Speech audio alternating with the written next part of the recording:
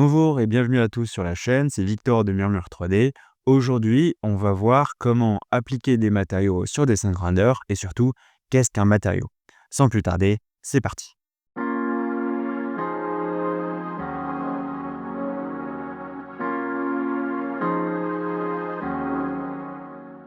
Donc, on se retrouve sur des scènes grandeur, mais avant de vous expliquer comment mettre des matériaux, je vais vous expliquer ce que c'est qu'un matériau.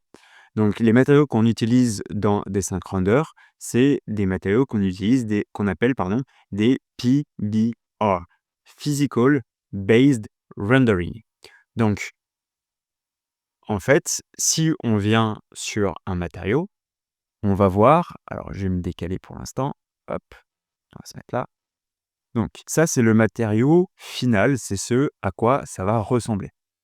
Mais on va en fait avoir plusieurs cartes qui vont former ce matériau final. Donc on va avoir la diffuse. La diffuse, c'est vraiment la couleur du matériau, c'est une photo de matériau tel qu'on prend. Ensuite, on va avoir la normale. La normale, elle va donner une illusion de relief à notre matériau. La bump map, en fait, c'est à peu près comme la normale, mais en noir et blanc. La roughness, c'est ce qui va gérer le côté brillant ou mat d'un matériau. La spécular, elle va gérer la brillance. Donc, il faut faire la différence entre la roughness et la spécular. La roughness, vraiment, ça va donner le côté brillant ou pas d'un matériau, mais la spécular, elle va, dans le côté brillant, gérer à quel point c'est brillant. La métallique, elle, c'est pour les objets métalliques qu'on l'utilise. Et en fait, quand on a une valeur de 1, on va avoir un objet 100% métallique. Quand on a une valeur de 0, on a tous les autres matériaux. Généralement, on peut de temps en temps tricher et augmenter un petit peu ce curseur pour ramener un petit peu de réflexion, mais généralement, on n'utilise pas de métallique dans les matériaux classiques. Et enfin, on a l'ambient occlusion. L'ambient occlusion, elle, ça va être une carte qui va amener de la lumière, donc qui va donner des informations d'ombre et de lumière. Donc le blanc, il va rien se passer, mais le noir, en fait, ça va ramener de l'ombre sur notre matériau. Donc ça va lui donner encore plus de détails, ça va le rendre encore plus réaliste. Et enfin, la displacement. La displacement, elle va faire ce que la normale ne fait pas. Elle va réellement déformer mon matériau. Et donc, en fait, elle va réellement donner du volume. Comme on le voit ici sur le côté, mon matériau est déformé. Donc, en fait, c'est à la base une sphère normale, mais la displacement est venue déformer mon matériau pour arriver à cet effet. Donc, on va retourner sur des render et on va appliquer un matériau. Donc, quand on va arriver sur le matériau, sur le matériau, on va faire soit I raccourci clavier et j'ai une pipette et donc je peux cliquer sur ma sphère ou aller dans mon angle en haut à gauche, matériau le piqueur. Si vous voulez avoir accès à des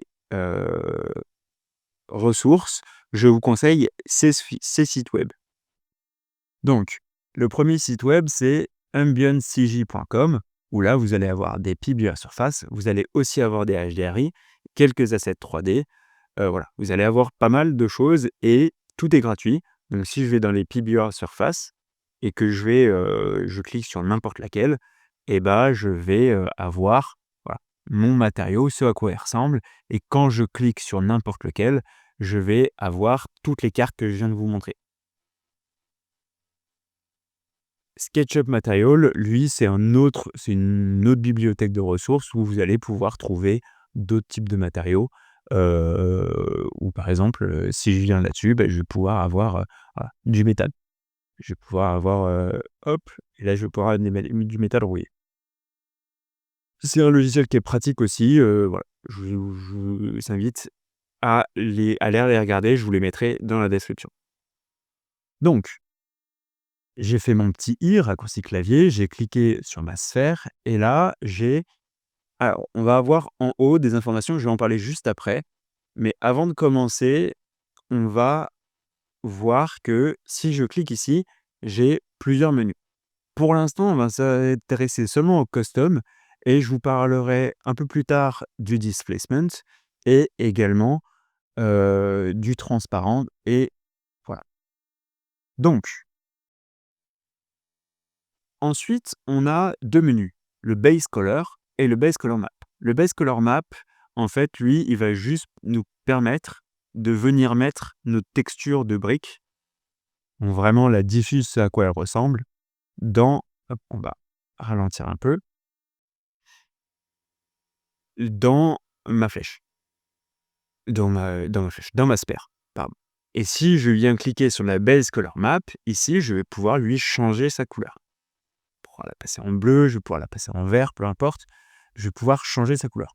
Dans le cas présent, nous, on va la garder blanche parce qu'on veut garder la couleur qui est donnée par notre diffuse map. Donc ensuite, on a la normal map. La normal map, on va venir lui mettre une normale. Et là, si j'augmente la normale, on voit que je vais rajouter, alors on va aller plutôt du côté de la lumière, on voit que je vais venir lui rajouter un petit peu de détail. Donc si je suis à 0, bah, on a vraiment ce côté plat de la texture. Et si je lui mets 1, on va venir rajouter de l'information et lui donner une impression de relief. Donc la normal map, je peux également la remplacer par la bump map. Donc la bump map, elle va être dans la même information. Donc là, si je mets à 0, voilà, on va pouvoir venir gérer les informations. Donc sur la bump map, en fait, on peut, donc si je me mets à 1, si je vous remontre la carte de bump map, en fait, et que je vous la mets en grand, en fait, on voit que j'ai du blanc et du noir. Et toutes les informations de gris entrent. En fait, le noir, il va rien se passer et le blanc, il va se passer quelque chose.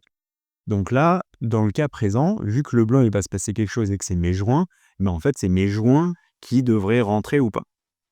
Donc, pour inverser cet effet-là, je peux cliquer sur les petits points et cliquer sur inverser. Donc là, maintenant, à 1, ça va être bien la brique qui va ressortir. Sinon, vous allez un négatif et ça va avoir le même effet. Donc, on a vu la normale. Maintenant, on va voir d'abord la roughness.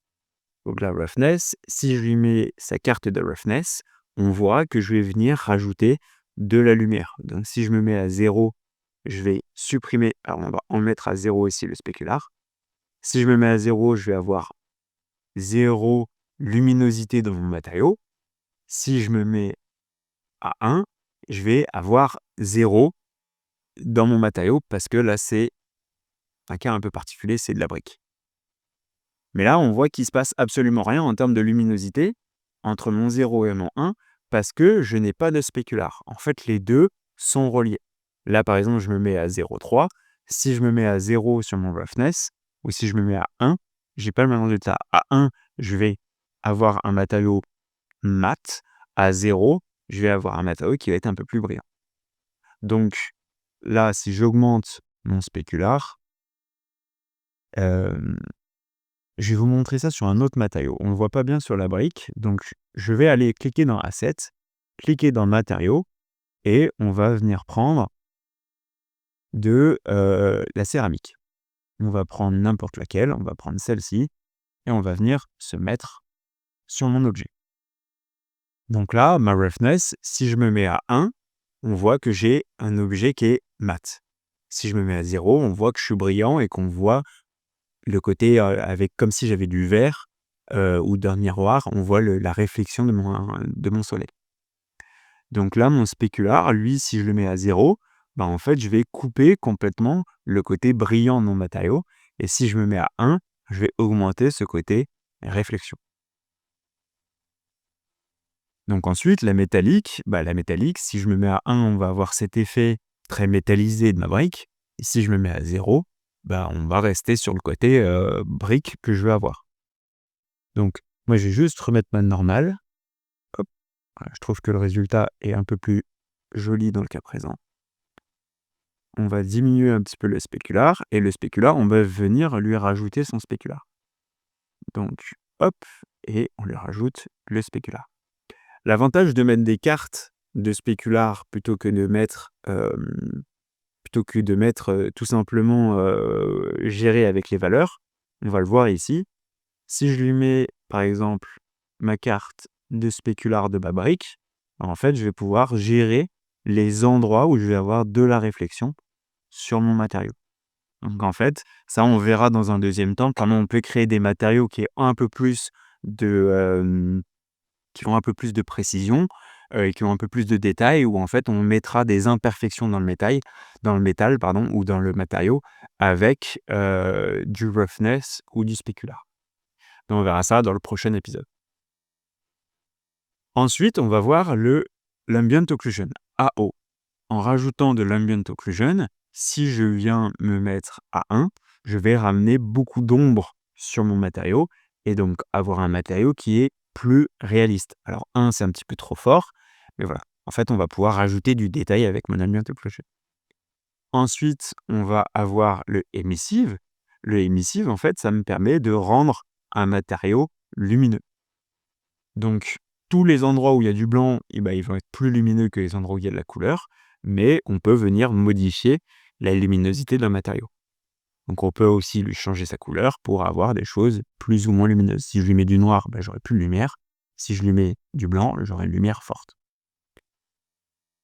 Et ensuite, alors ça, j'en ai parlé dans une autre vidéo, mais on va avoir les UV maps. Alors, dans l'autre vidéo, j'en ai parlé sur 3ds Max, mais c'est le même principe sur Dessin Render.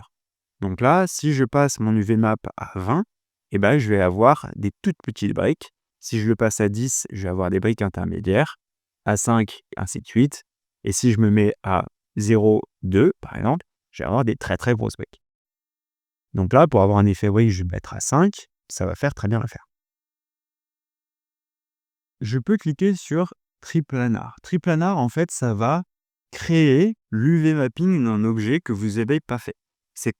Ça peut vraiment dépanner, ça peut être très pratique, mais ça vient un peu tricher sur la réalité. Par exemple, si je me mets à 1 pour diminuer, on voit que là, sur ma sphère, on vient déformer la forme de ma brique et du coup, j'ai plus une brique qui est réelle, qui suit la forme de ma sphère. Mais ça dépanne dans certains contextes. L'UV Randomizer, en fait, si on se remet à 5 en texture, lui, il va venir mixer un peu toutes les cartes. En fait, il va faire un fondu de plusieurs cartes pour essayer de casser la répétition qu'on peut avoir sur une carte. Quand j'appelle une carte, évidemment, c'est les textures, c'est les JPEG ou c'est les PNG que vous allez mettre dans le logiciel. Donc, hop, on va d'ailleurs venir le remettre ici. Hop. Donc voilà, on a vu un petit peu comment gérer tout ça. On va venir sur ce matériau-là pour voir le round corner. Le round corner, en fait, ça va donner une illusion. Hop, on va supprimer également ça. Et on va supprimer ça. Ça va donner une illusion d'arrondi sur mes angles. Donc, si je me mets ici, par exemple, là, on a vraiment l'impression d'avoir un angle arrondi. Visuellement, voilà, ça donne cette impression. Alors là, j'ai poussé en mettant à 30, mais si je me mets à 0, on voit que j'ai une arête qui est très sharp, qui est très nette. Donc en fait, on peut jouer avec cet effet-là pour créer des l'arrondi et en fait venir capturer la lumière. Et c'est très utile pour donner de l'information et du détail à un objet. Donc, on va venir maintenant sur mon matériau de la brique. On va enlever l'émissivité et on va enlever l'UV Randomizer. Je vais supprimer toutes mes cartes, sauf ma diffuse. Et là, par exemple, si je veux appliquer ce matériau-là sur mon cube, je vais aller, on va voir ce qui se passe en haut, je vais cliquer sur Duplicate et je vais pouvoir l'appliquer sur un autre objet. Le deuxième, lui, ça me permet de l'ajouter dans ma bibliothèque. Donc si je vais dans ma bibliothèque, dans Local, là maintenant on voit que j'ai un matériau de verre, de briques, pardon. Donc en fait, ça me permet de créer au fur et à mesure ma propre bibliothèque de matériaux. Celui-là, ça permet d'importer directement toutes les textures. Donc si je vous le prends par exemple par rapport à la brique, je reviens sur mon matériau. Je vais venir sélectionner ma brique. Et là, si je fais ouvrir, eh bien, hop là, est-ce que je suis sur ce matériau? Ouais, il est censé importer toutes les textures. Mais vous voyez, ça marche pas toujours bien. Donc moi, je préfère les importer l'une à une. Et ensuite, on a la génération par intelligence artificielle. En fait, en cliquant là-dessus, lui, il va essayer de comprendre le matériau, il va réfléchir et il va venir générer toutes les cartes que je peux avoir dans mon matériau. Donc ça prend du temps, mais voilà. Là, on voit qu'il est venu me générer une carte de normal, une carte de roughness et une carte de Ambient Occlusion que je n'avais pas à la base. Donc voilà, ça peut être pratique pour venir créer des cartes qu'on veut, qu'on veut gérer, un petit peu plus personnellement et que vous n'avez pas créé ou téléchargé, via, certains logiciels. Donc maintenant, on va rentrer dans les différents types de matériaux. Donc là, hop, pardon, excusez-moi. Donc là, on va aller dans du transparent. On va supprimer ma carte, hop, ici et là, on voit que j'ai une sorte de verre. Et là, par contre, il déforme énormément mon cube derrière. Ça, c'est lié avec la réfraction. La réfraction, en fait, si je le mets à 0, je vais avoir aucune déformation. Et si je viens augmenter ces formes, eh ben, on voit que ça vient déformer, voilà, ma brique qui est derrière. Donc, si je me remets à la valeur de base qui est 1,52, eh ben, on va venir fortement déformer le matériau qui est derrière. Donc il faut jouer avec ça pour arriver à peu près au rendu qu'on veut, parce que le verre n'est jamais 100 transparent, 100 sans déformer un matériau. On va venir déformer un petit peu la réalité. La thickness, alors dans le cas d'une sphère, ça va pas faire grand-chose, mais si on a, un cube, par exemple, et qu'on vient lui appliquer donc je vais remettre ça en custom et que je viens prendre mon cube, hop, et que je lui mets en transparent, on va venir lui supprimer toutes ces cartes. Hop. Le specular, il n'en a pas. Et le roughness, il en a. En fait, la thickness va pouvoir avoir une importance sur l'effet que ça va donner sur l'épaisseur de mon verre. Donc, en fait, on va reprendre ça et que je vais le rendre plus fin. Donc, sur mon axe X, imaginons que j'ai une vitre. Eh bien, en fait, je vais faire un I. Si je viens modifier mon épaisseur, ça vient varier. On voit derrière sur ce qui se passe, ça vient varier l'épaisseur de mon verre. Ensuite, l'opacité, elle va gérer le côté translucide ou pas d'un matériau. Hein. Donc on va revenir en arrière, hop, et ça, on va se remettre en custom. Donc là, j'ai un plan que je suis venu mettre devant, voilà. En fait, ce plan, je vais vous montrer à quoi il peut me servir.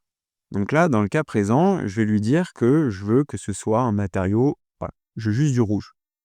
OK. Mais sauf que je veux que mon rouge, il ait une forme particulière. Donc pour ça, je vais aller dans le Custom Alpha et je vais lui mettre une carte d'opacité. Donc la carte d'opacité, je vais lui mettre celle-ci. Et en fait, il vient en noir cacher la partie de la texture et en blanc la montrer.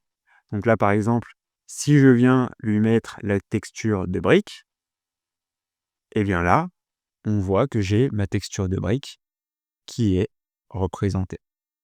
Là, moi, je vais faire tourner ma texture. Et donc là, on a fait tourner l'entièreté de ma texture. Donc on a fait tourner l'opacité et ma texture. Mais ici, je peux cliquer sur Individual UV et donc là, gérer de façon à part la rotation ou la taille de la texture. Alors ça, vous l'avez sur toutes les cartes. Si je vais sur normal, alors là, je n'ai pas de carte de normal, donc c'est désactivé. Mais si je viens lui mettre une normale, j'ai ce petit onglet qui apparaît et je peux gérer la texture. Donc, Maintenant qu'on a vu ça, on va voir le displacement. Donc le displacement, on va aller sur ça, on va remettre ma texture de brique, on va le passer en displacement et on voit que déjà, entre 0 et 1, j'ai quelque chose qui se passe. Si je viens lui mettre cette texture de displacement et que je viens lui augmenter, en fait, on a cette impression d'avoir du volume qui se crée. Sauf que Desync Render, eux, ils trichent un peu sur la réalité. En fait, eux, ils déforment pas réellement le matériau. Alors que sur les logiciels de 3D comme 3ds Max, là, j'ai appliqué un displacement à ma sphère. Donc, si je cache, j'ai bien une sphère normale. Et là, à ma sphère, en fait, je viens lui appliquer le displacement. Et donc, l'avantage de ça, c'est que ça vient me modifier réellement ma forme et que si j'enregistre et que j'exportais ma forme maintenant pour Desync Render, j'aurai réellement cette forme qui s'applique. Donc, ça vient donner du détail sans avoir à passer beaucoup de temps à le modéliser. Donc, on va revenir sur Desync Render. Et alors là, moi, je voulais vous parler, donc on voit bien hein, cet effet de volume qui est donné, mais qui est triché, mais qui est donné quand même. Donc voilà, là j'ai un effet de brique qui sort légèrement du mur. Et le dernier dont je voulais vous parler, alors il y en a deux autres, je vous laisserai vous amuser avec tous. Hein. Le multimédia, par exemple, c'est pour mettre des vidéos. La grass, c'est pour l'herbe, évidemment. Le water, c'est pour tout ce qui est eau. Et moi, je voulais vous parler du subsurface scattering. Donc ça, en fait, ça va être utilisé, vous savez, quand vous mettez de la lumière à travers votre doigt est à moitié transparent. En fait, il est à moitié translucide. En fait, le subsurface scattering, ça va servir à ça. Donc, on va aller là-dessus et on va lui mettre un rouge, par exemple. Si je viens de mettre une lumière derrière, donc je vais mettre un point lumineux de l'autre côté. Alors, pas dedans, mais de l'autre côté. Si je viens influencer sur la puissance de ma lumière, alors hop, on va venir gérer ça comme ça plutôt. Hop, je vais la faire plus fine pour qu'on voit vraiment le subsurface scattering. En fait, on voit au travers. Si je me remets un custom material, on ne voit pas la lumière au travers. Le matériau est mat. Si je mets du vert, évidemment, on va voir la lumière au travers. Mais le subsurface scattering, ça fait comme l'effet d'un doigt. Et donc, en fait, on va pouvoir gérer sur le côté translucide d'un matériau. Alors là, c'est des matériaux qui sont très techniques, qu'on n'utilisera pratiquement jamais dans des rendus d'architecture, mais ça peut être utile pour donner du réalisme à de la cire, par exemple. Donc des bougies, on va pouvoir mettre un subsurface scattering pour venir ajouter du détail. Et enfin, hop, vous en parlé, je vous avais préparé, hop, une petite plante. Et en fait, on a, avec I, de base, sur les plantes, on va avoir du foliage. Donc si je prends mon ampoule et que je viens la mettre, hop, ici, alors on va lui baisser un petit peu la puissance, je vais la rendre visible. Mais si je viens de me mettre par-dessus, en fait, on voit que je viens donner de la luminosité, hop là, on va aller moins vite, de la luminosité à travers ma plante. Donc en baissant à 0, forcément j'ai pas de lumière, mais là, on vient récupérer un petit peu ce côté translucide. Donc c'est un peu comme le subsurface scattering, mais pour les plantes. Voilà. Donc voilà, c'est tout pour aujourd'hui. Dans cette vidéo, du coup, on a découvert un peu les matériaux. Alors c'est un sujet qui est vraiment très gros. Donc j'ai essayé de survoler un petit peu le sujet et de voir plein de choses. Mais si ça vous a plu, déjà, n'hésitez pas à vous abonner, à mettre un pouce bleu et à mettre la petite cloche pour les notifications. Et laissez-moi des commentaires pour savoir un petit peu des choses que vous voulez savoir un peu plus sur les matériaux ou même sur d'autres sujets. Dans le prochain épisode, on va voir comment appliquer tout ce qu'on vient de parler dans l'appartement qu'on a modélisé ensemble et sur lequel on a travaillé la lumière pour venir appliquer du bois, pour venir appliquer sur les rideaux, le côté un peu, translucide de rideau ou non. On verra ça dans le prochain épisode. Merci de m'avoir écouté et à la prochaine. Salut!